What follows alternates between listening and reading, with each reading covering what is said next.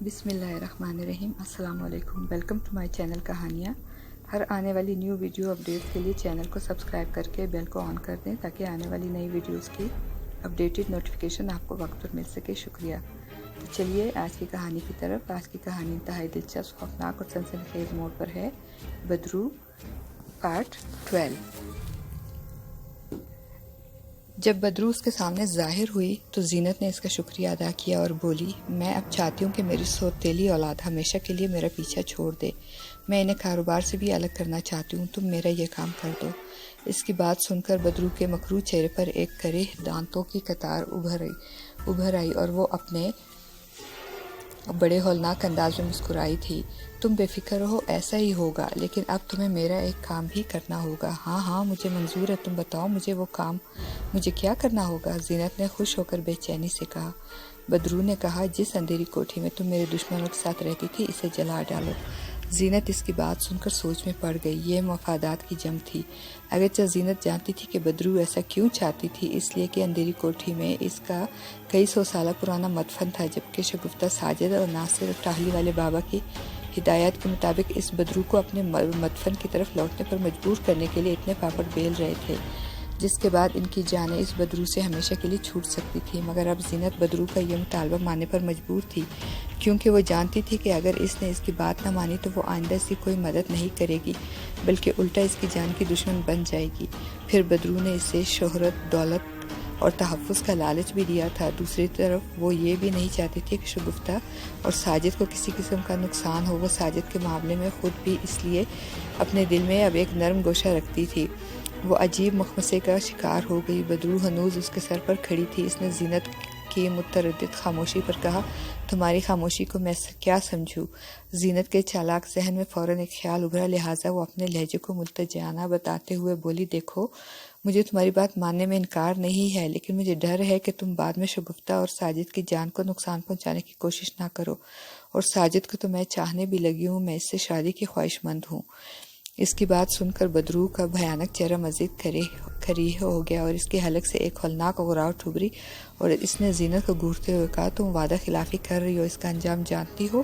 اس کی دھمکی پر زینت اندر سے لرز اٹھی اور اسے بگاڑنا نہیں چاہتی تھی، لہٰذا پرسوچ مکاری سے بولی، ٹھیک ہے، میں تمہاری بات مان لیتی ہوں، لیکن یہ کام اتنی جلدی نہ ہو سکے گا، تھوڑے دنوں کی مہلت چاہیے مجھے۔ ٹھیک ہے، تمہیں صرف 3 دنوں کی مہلت ہے، وہ بدرو بولی، اور آخر میں اسے سختی سے متنبہ کرتی ہوئی بولی، مگر ایک بات یاد رکھنا، تم نے کسی قسم کی چالاکی دکھانے کی کوشش کی، میں تمہیں دوبارہ اسی مصیبت میں ڈال دوں گی جس سے میں نے تمہیں چھٹکارا دلایا ہے۔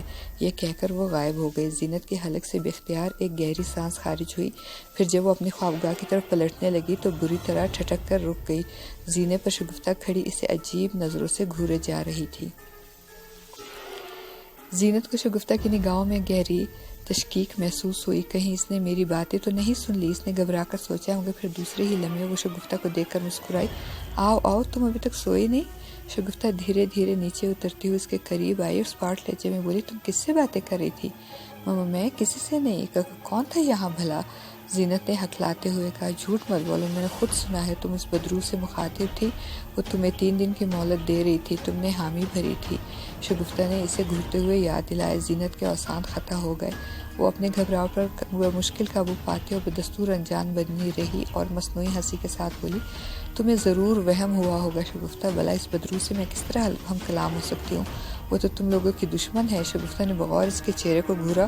وہ سمجھ گئی تھی کہ زینت اس سے کچھ چھپا رہی ہے، جبکہ اس سے پورا یقین تھا کہ اس نے خود اپنے کانوں سے زینت کے یہ الفاظ سنے تھے، ٹھیک ہے، میں تمہاری بات مان لیتی ہوں، لیکن یہ کام اتنی جلدی نہ ہو سکے گا، مجھ سے تھوڑے دنوں کی مہلت چاہیے مجھے۔ لیکن زینت کے فہم انکار پر شگفتہ نے سردست چپ سادھ لی۔ ناصر خاصا تھک چکا تھا، اس لیے گدڑی نما بستر پر لیٹتے ہی اس کی آنکھ لگ گئی، جبکہ ساجد دم بخود بیٹھا تھا۔ اس کا دل جانے کیوں تیز تیز دھڑک رہا تھا۔ وہ ایک انجانا سا خوف محسوس کر رہا تھا۔ اس کے جی میں آئی کہ ناصر کو آواز دے۔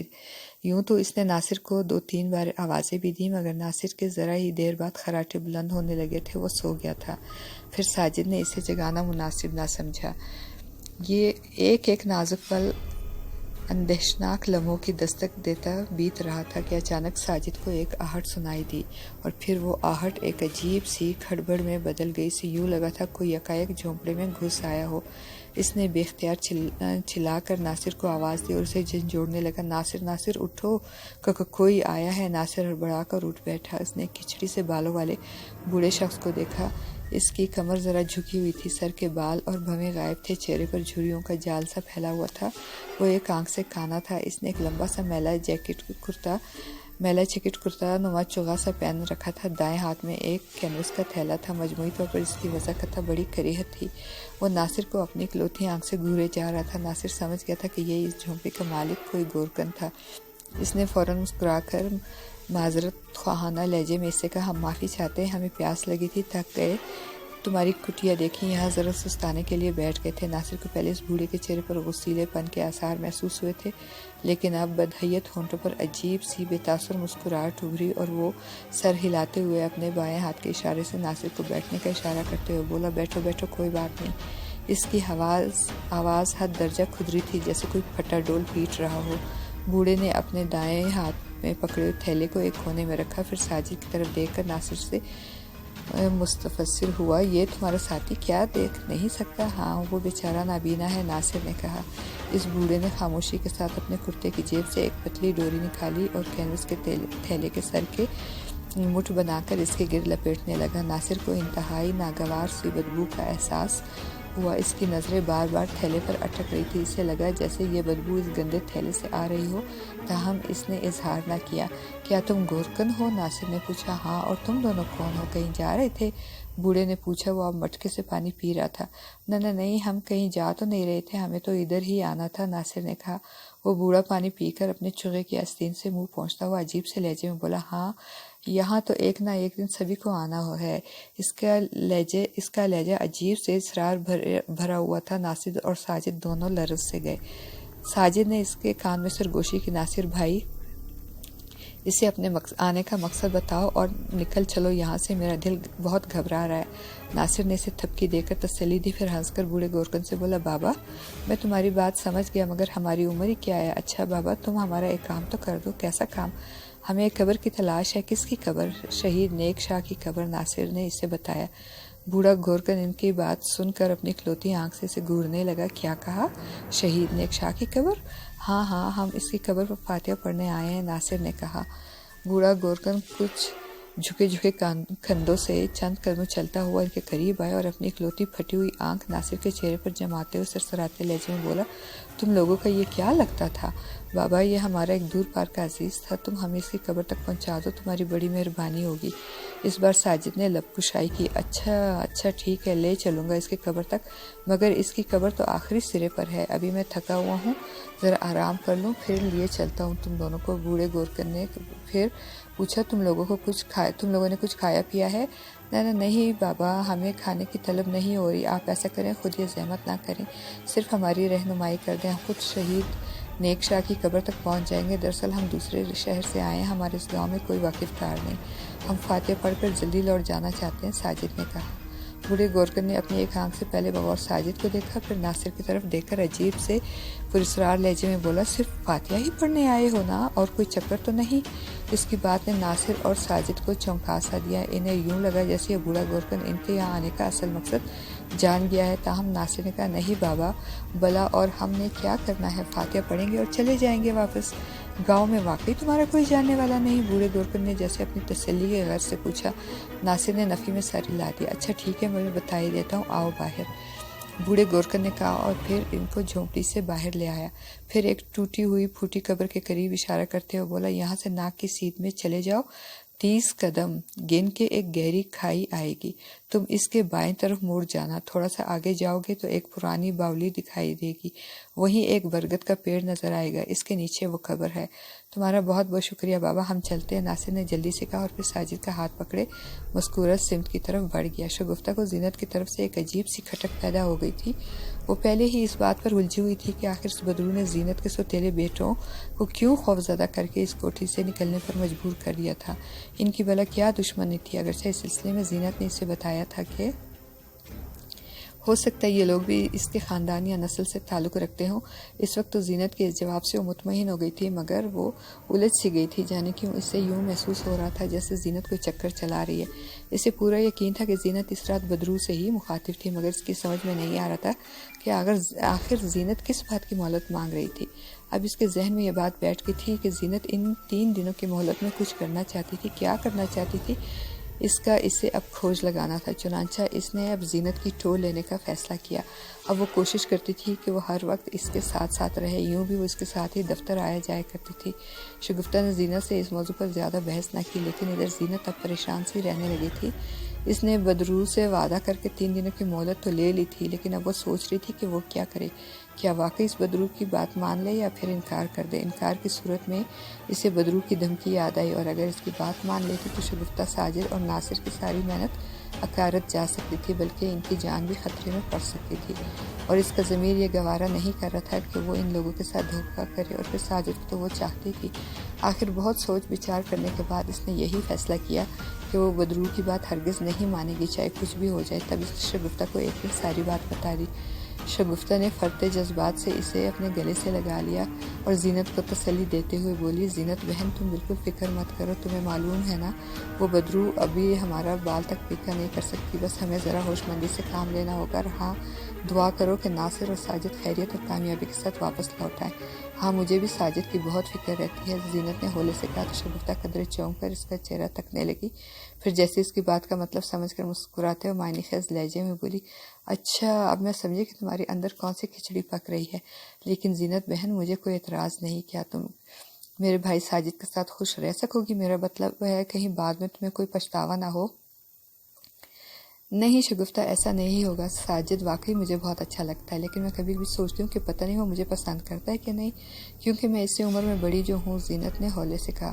شگفتہ بڑے رسان سے بولی، تم بھائی کی طرف سے بے فکر ہو، اس بیچارے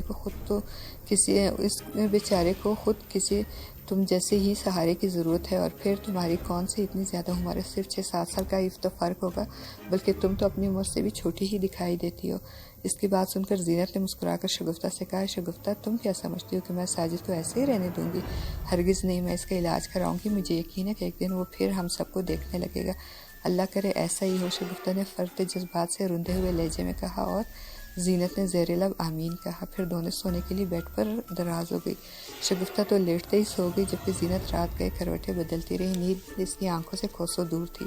در حقیقت اس کا دل گھبرا رہا تھا۔ رات جب نصف پہر گزر گئی تو اچانک کمرے کی دیوار پر ایک سایہ ابھرا۔ زینت دیوار پر ابھرتے ہوئے اس پراسرار سائے کو دیکھ کر بری طرح لرز گئی۔ بدرو اس کے خوفزدہ ذہن میں ابھرا، اور پھر اس کے دیکھتے ہی دیکھتے اس پراسرار سائے کی صورت واضح ہونے لگی۔ یہ وہی بھیانک سی صورت تھی، اسی بدرو کی صورت۔ پھر وہ غصیلے لہجے میں زینت سے بولی، تو نے میرے ساتھ وعدہ خلافی کر ڈالی، اب دیکھنا اپنا حشر۔ اس کی دھمکی سن کر زینت سہم کر رہ گئی، دہشت کے مارے اس کی زبان تالو سے جا چپکی تھی۔ پھر وہ بدرو فوراً ہی غائب ہو گئی۔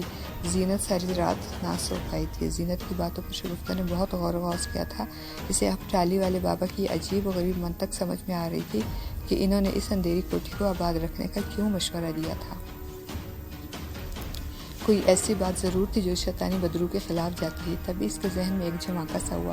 اسے یاد آیا کہ جب ناصر اور ساجد ٹاہلی والے بابا سے جا کر ملے تھے تو انہوں نے دونوں سے یہ بھی کہا تھا کہ اس بدرو کا ہمیشہ کے لیے خاتمہ تبھی ہو سکتا ہے جب وہ واپس اپنے پرانے مدفن کی جانب لوٹنے پر مجبور ہو جائے، اور یہی معلوم کرنے تو ناصر اور ساجد بھیرا گئے تھے، جہاں انہیں شہید نیک شاہ کی نیک روح نے اس سلسلے میں ان کی رہنمائی کرنا تھی۔ اب شگفتہ کو بدرو کے اصل عزائم کے بارے میں اندازہ ہونے لگا تھا کہ وہ اندھیری کوٹھی کو غیر آباد کیوں رہنے دینا چاہتی تھی، بلکہ اب تو وہ اس کوٹھی کو نظر آتش کرنے پر تلی ہوئی تھی۔ یہ خیال آتے ہی شگفتہ بے چین ہو گئی۔ اس نے سوچا کہ اب کوٹھی کو اب زیادہ دیر غیر آباد نہیں رہنا چاہیے، چنانچہ اگلے روز زینت سے صاف صاف کہہ دیا کہ ناصر اور ساجد کی واپسی جانے کا وہ، لہٰذا وہ اس اندھیری کوٹھی کو زیادہ دن غیر آباد نہیں چھوڑ سکتی۔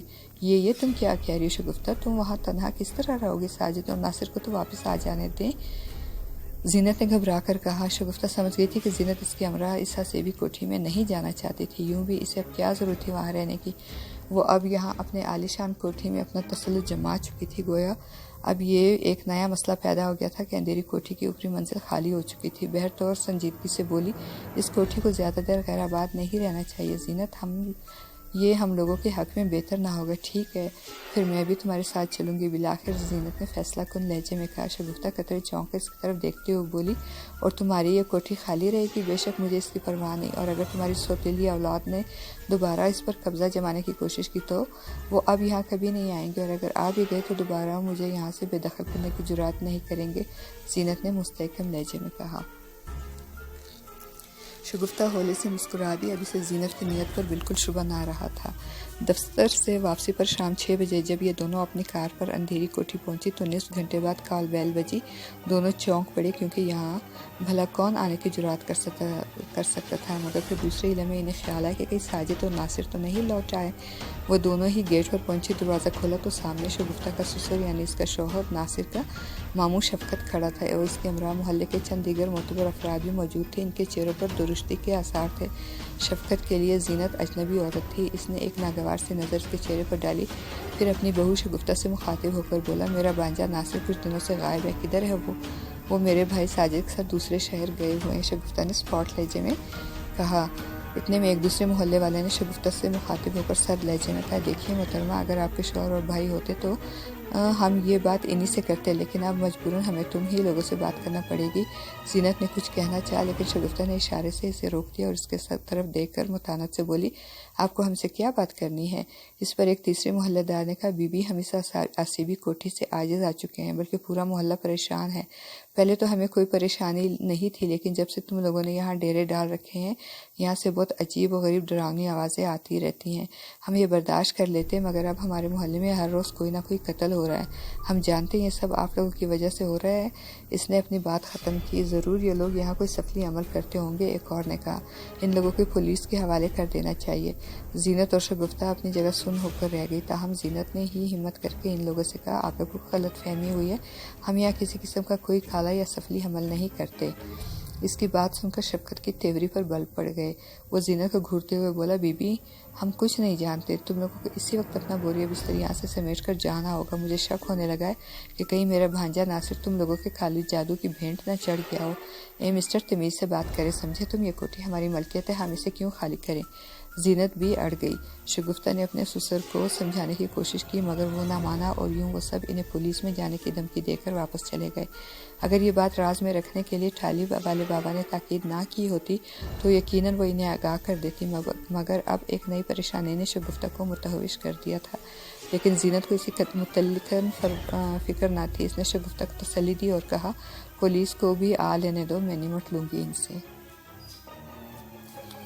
ناصر اور ساجد بوڑھے گورکن کے بتائے ہوئے راستے پر تیز تیز قدموں سے ٹوٹی ہوئی شکستہ قبروں کے درمیان چلے جا رہے تھے۔ پھر 30 قدم گن کر وہ رک گئے۔ دن میں بھی چار اطراف ہو کا عالم تھا، پورا قبرستان سانس لیتا ہوا محسوس ہو رہا تھا، ہر طرف آسیبی ویرانی کا راج تھا۔ اس کے بعد دونوں بائیں طرف مڑ گئے، سامنے پرانا کنواں نظر آ رہا تھا۔ پھر اس کے قریب پہنچ کر وہ دونوں رک گئے۔ ناصر نے چاروں طرف نظریں دوڑائی تو اسے اپنے دائیں جانب چند شکستہ قبروں کو چھوڑ کر برگد کا وہ پرانا پیڑ نظر آیا جس کے نیچے ایک قبر تھی۔ ناصر بھائی، کیا شہید نیکشا کی قبر دکھائی دی؟ امام ساجد نے پوچھا۔ ہاں، آ گئی، نظر آؤ، ناصر نے کہا، اور پھر اس کا ہاتھ پکڑ کے برگد تلے اس قبر کے قریب پہنچ کر رک گیا۔ قبر کچی تھی مگر ٹھیک حالت میں تھی۔ اس کے آس پاس کی مٹی کو دیکھ کر اندازہ ہوتا تھا کہ قبر کی باقاعدہ دیکھ باقاعدگی سے نہیں تو اکثر و بیشتر ضرور کی جاتی ہے۔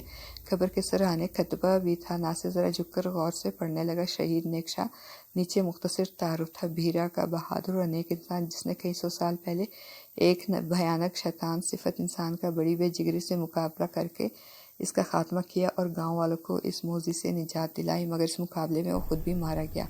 ناصر ایک گہری سانس خارج کر کے کھڑا ہوا اور ساجد کو خطبے کی تحریر سے زبانی آگاہ کیا۔ ساجد خوش ہو کر بولا، اس کا مطلب ہے کہ ہم اپنی منزل کے قریب پہنچ گئے۔ ہاں ساجد، ہمیں آج ہی رات بابا ٹاہلی والے کے بتائے ہوئے حضرات کا عمل کر کے نیک شہید شاہ کی روح سے اس شیطان کی روح کے بارے میں استفسار کرنا ہوگا۔ مجھے امید ہے اس بہادر شہید کی نیک روح اس معاملے میں ضرور ہماری مدد کرے گی۔ नासिर ने पुरजोश लहजे में कहा। अब इन्हें रात का इंतजार था, दोपहर हो चुकी थी, इन्हें भूख का भी एहसास होने लगा।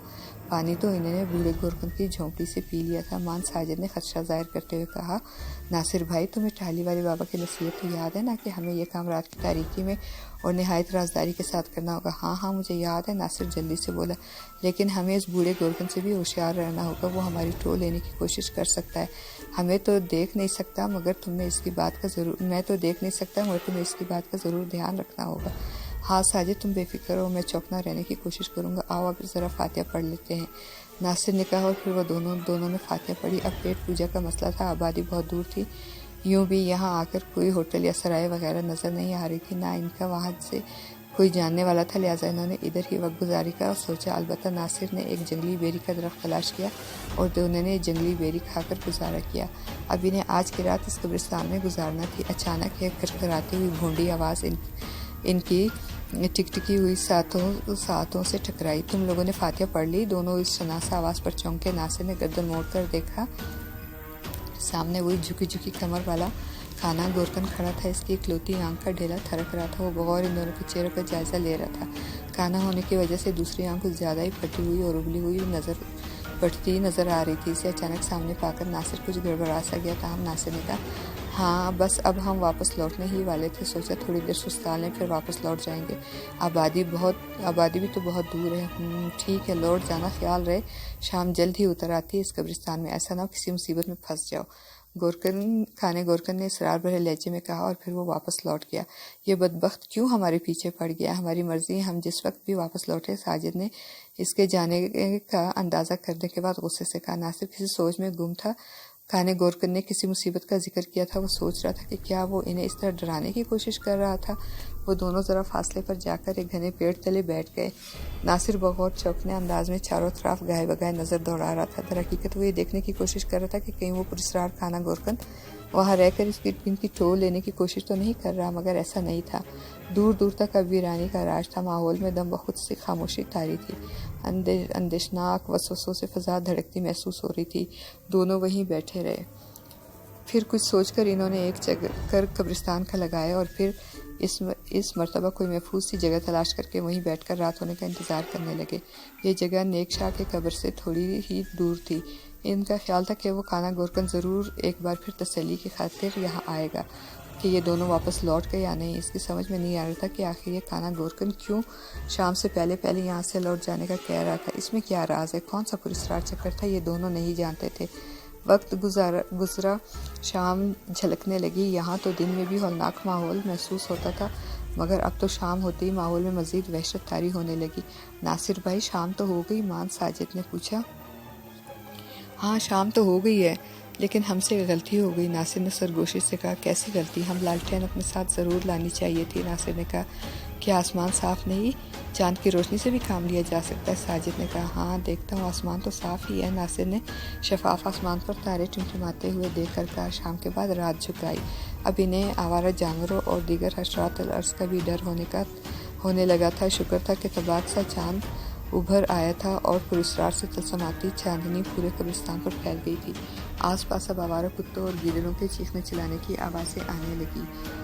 नासिर भाई लगता है रात गहरी हो गई, क्यों ना अपना काम शुरू कर दें? साजिद ने होले से सरगोशी की। नासिर बोला चलो। वो दोनों उठे और शहीद नेक शाह की कब्र की तरफ चल पड़े। दफतन इन्हें यूँ लगा जैसे कोई इनके उकब में चला आ रहा हो। नासिर ने फ़ौरन रुक कर अपने उकब में देखा तो इसे सिवाय तारीकी और मलजगी चांदनी के कुछ नज़र न आया और इसे माहौल का शाखसाना करार देकर फिर आगे बढ़ा तो अचानक इसे अपने उकब में आहट सुनाई दी। इसने गर्दन मोड़कर उकब में देखा तो इसे एक सायेदार दरख्त की आड़ में छुपता हुआ नजर आया। कौन है? नासिर ने धड़कते दिल से पुकारा, मगर कोई जवाब ना मिला। साजिद तू ज़रा ठहरो। नासिर ने साजिद को वहीं खड़ा किया और उस दरख्त की तरफ बढ़ने लगा जिधर वो पुरस्कार साया छुपा हुआ था। वहाँ पहुँचा तो कोई नज़र ना आया। इससे दिल दिमाग को ना जाने एक अनजाने से खौफ ने जकड़ लिया था। हम वो वापस मुड़ा तो अचानक ठटक कर रह गया। इसने देखा कि गुमसुम खड़े साजिद की तरफ एक साया दबे पाँव बढ़ रहा था। इसके हाथ में खुदाल थी, जैसे इसने दोनों हाथों से पकड़े अपने सर से बुलंद कर रखा था। اس کی جارحانہ تیوروں سے اندازہ ہو رہا تھا کہ وہ ساجد پر حملہ کرنا چاہتا تھا۔ ناصر نے جو یہ دیکھا تو اسے ساجد کی جان خطرے میں محسوس ہوئی اور وہ چشم زدن میں اس سائے کے قریب جا پہنچا۔ پھر اس سے پہلے کہ وہ جھکے کندھوں والا سایہ کدال سے ساجد پر حملہ کرتا، ناصر نے بڑے زور سے اسے دھکا دیا۔ سایہ پرے جا گرا، کدال اس کے ہاتھ سے چھوٹ گئی۔ ناصر نے دیکھا وہ کانا گورکن تھا۔ اسے حیرت کا شدید جھٹکا لگا۔ اس کی سمجھ میں نہیں آیا کہ یہ کیوں ساجد کی جان کا دشمن بن گیا تھا۔ ادھر کانے گورکن نے بھی اٹھنے میں زیادہ دیر نہ لگا۔ اس کے چہرے پر درستی کے آثار تھے، وہ اکلوتی آنکھ میں بڑے خوفناک سی چمک تھی۔ اس نے دوبارہ کدال اٹھایا اور اپنے دونوں ہاتھوں میں پکڑ لی۔ پھر وہ ناصر کو غور سے گھور کر غصیلے لہجے میں بولا، میں نے تم لوگوں سے کہا تھا نا کہ شام ہونے سے پہلے دفع ہو جانا ورنہ کسی مصیبت میں پھنس جاؤ گے، اب بھگتو۔ یہ کہہ کر وہ کدال اپنے ہاتھوں میں تولتا ہوا جارحانہ تیوروں کے ساتھ ان کی طرف بڑھنے لگا۔ ناصر بہت محتاط ہو کر کھڑا ہو گیا تھا۔ ساجد البتہ بیچارہ حیران و پریشان کھڑا تھا۔ ناصر نے چلا کر کانے گورکن سے کہا، ہماری مرضی، ہم یہاں سے جائیں یا نہ جائیں، تم کون ہوتے ہو ہمیں یہاں سے واپس لوٹنے پر مجبور کرنے والے؟ کانے گورکن نے عجیب سے خونخوار لہجے میں برا کر کہا، بکواس مت کرو، یہ اب تمہارے لوٹنے کا سمے بیت چکا، اب میں تم دونوں کی ادھر ہی قبریں بناؤں گا۔ ناصر کے وجود میں خوف کی لہر سی دوڑ گئی، مگر اس نے ہمت نہ ہاری اور بولا، مگر تم ہماری جان کے دشمن؟ ابھی اس نے اتنا ہی کہا تھا کہ اس کانے گورکن نے ناصر پر کدال سے حملہ کر دیا، مگر ناصر نے اپنے حواس بحال رکھتے ہوئے اس کے کدال والے دونوں ہاتھوں کو روکا اور اسے کدال چھین کر پیٹ میں ایک زوردار لات رسید کر دی۔ کانے گورکن کو شاید ناصر سے ایسی بہادری کی توقع نہ تھی۔ وہ پیٹ پر لات کھاتے اور غراتی آواز سے کئی قدم پیچھے ہٹ گیا۔ اس کے چہرے کے تاثرات مزید بگڑ گئے اور چہرے پر ہولناک درشتی امنڈ آئی۔ ناصر کا خیال تھا کہ اب یہ کانا گورکن واپس بھاگنے پر مجبور ہو جائے گا، مگر دوسرے ہی لمحے اس نے دیکھا کہ اس کانے گورکن نے کھڑے ہوتے ہوئے اس سے کہا، میں اچھی طرح جانتا ہوں تم دونوں یہاں کس نیت سے آئے ہو، مگر میں تمہارا وہ مقصد ہرگز پورا نہیں ہونے دوں گا، کیونکہ میں خود مقدس جعفرموس کا پجاری ہوں۔ میں تم دونوں کو ایک آخری موقع دے رہا ہوں کہ اب بھی وقت ہے، یہاں سے فوراً چلے جاؤ۔